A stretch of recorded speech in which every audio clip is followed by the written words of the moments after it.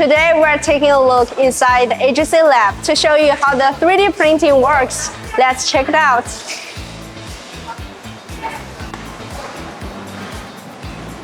First, we create a digital 3D model, which will be printed out by this polymer printer.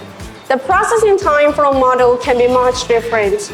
Bigger models with more parameters. So more complex this model is, of course, more time it will take. Next, we'll pour 100% recycled plastic liquid materials into the printer. So now let's get started with the 3D models. It will take only about 1 hour. Then for the exciting part, our 3D printer works its magic by using laser technology to carefully place the material. Each layer hardens and sticks to the ones below it, gradually creating the object from the ground up.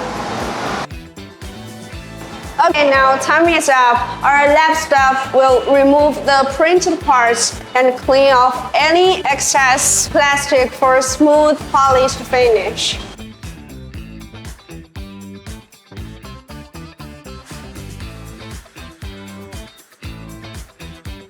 After that, the printed parts will be assembled according to the design drawing.